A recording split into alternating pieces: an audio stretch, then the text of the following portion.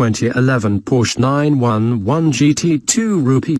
Porsche introduced the 911 GT2 in 1992 on the 993 generation sports car. It was initially built to meet homologation requirements for motorsport, and it featured wide fenders and a larger rear wing compared to the standard model. Unlike the RS and the GT3, the GT2 used a turbocharged engine. Discontinued in 1998, the GT2 returned on the 996 generation between 2002 and 2005 and was resurrected once again on the 997 Gen 911 in 2000. In 2010, 2 years before the GT2 was again retired, Porsche launched the 911 GT2 Rupees. Much like the GT3 RS, the GT2 RS weighed less and had a more powerful engine than the non-RS version. Development of the GT2 RS began in 2007, 1 year before the 997 GT2 was unveiled as a skunkworks effort.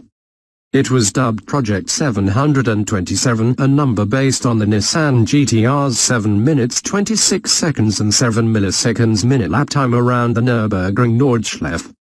In 2010, the GT2 RS beat their GT-R's time by an impressive 9 seconds, stopping the clock at 7:18.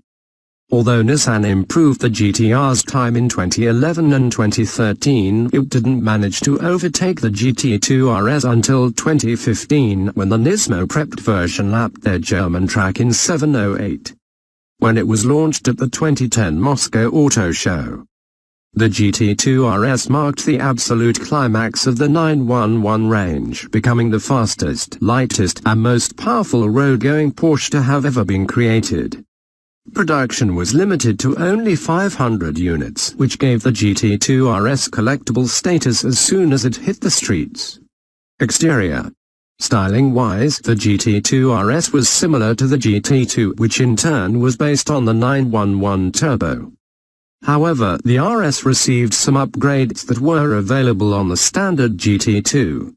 Among them there were numerous carbon fiber reinforced components recognizable by the matte black surface finish. These include the front trunk lid, front spoiler lip, side skirts, mirror caps, rear fender intake frames, and rear diffuser. The GT2 RS also gained wider, lightweight wheels with motorsport-inspired central locking instead of the GT2's 5-nut layout and flared front wheel arches. Aerodynamic updates included a revised front splitter and rear diffuser and reshaped side mirrors. The GT2 badge on the engine lid was replaced with the GT2 RS, while the doors gained similar lettering. Interior. Much like the exterior, the GT2 RS interior was heavily based on the GT2's, which received sportier accents compared to the standard 911 Turbo. Porsche took things to the next level with the RS, which aimed for a more race-inspired appearance. Added features included lightweight bucket seats made from carbon fiber reinforced plastic in carbon finish and lightweight door panels with fabric pulls instead of conventional handles. All cars had a black interior with red accents on the seats, steering wheel, door panels, and roof. The gearshift and handbrake lever were finished in red Alcantara. Drivetrain. Motivation for the GT2 RS came from a revised version of the GT2's twin-turbo 3.6-liter flat-6. The beefed-up mill cranked out 612 horsepower and 516 pound-feet of torque, an 89 horsepower and 16 pound-feet increase over the GT2. These figures made the 911 GT2 RS the most powerful road-legal Porsche in history. Outgunning the race-ready 537 horsepower 911 GT1 Strassen version, as well as the V10-powered 605 horsepower Carrera GT. That didn't change until 2013. When the 918 Spider arrived with a hybrid drivetrain generating 887 horsepower, still the V8 in the 918 churns only 608 horsepower, 4 horses less than the GT. The RS impressive output was sent to the rear wheels through a 6-speed manual gearbox specifically revised for this model. The combo enabled the winged coupe to hit 62 miles per hour in 3.5 seconds, 3/10 quicker than the GT2. Top speed increased from 204 to 205 miles per hour.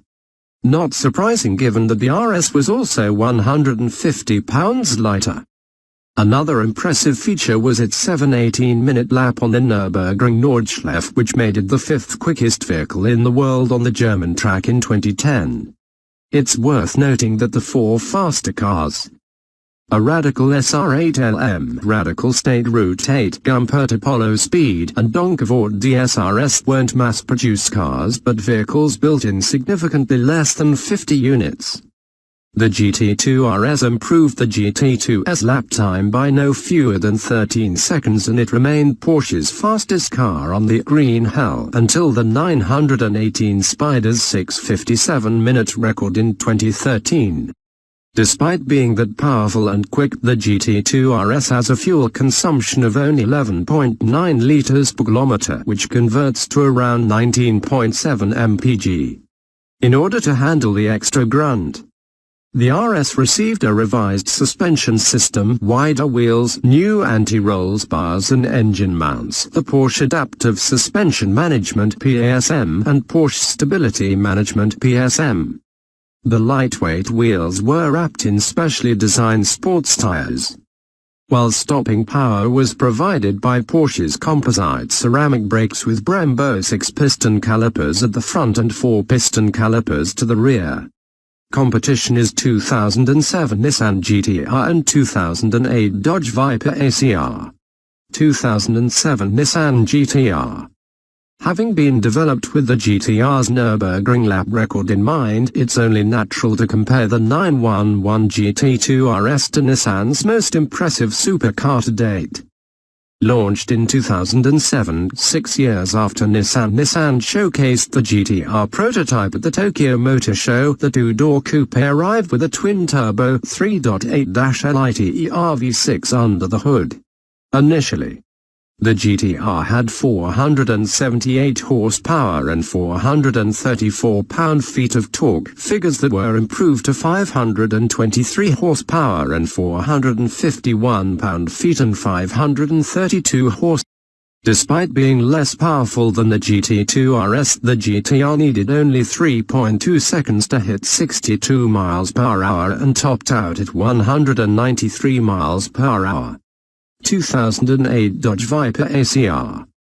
Considered the car that killed the 911 GT2's hopes in endurance racing, the Dodge Viper is also one of the very few road cars that have managed to beat the Porsche on the Nürburgring. The car in question was the SRT10 ACR, based on the second-generation Phase 2 Viper build between 2008 and 2010. It had the same V10 as the standard model with 600 horsepower and 560 pound-feet. But it was 40 pounds light when its aerodynamic upgrades produced up to 1,000 pounds of downforce at 150 miles per hour, 10 times the downforce of the standard model. In 2010, the Viper ACR lapped the Nürburgring Nordschleife in 7 minutes 12 seconds and 13 milliseconds. Nearly 6 seconds quicker than the Porsche 911 GT2 Rupees.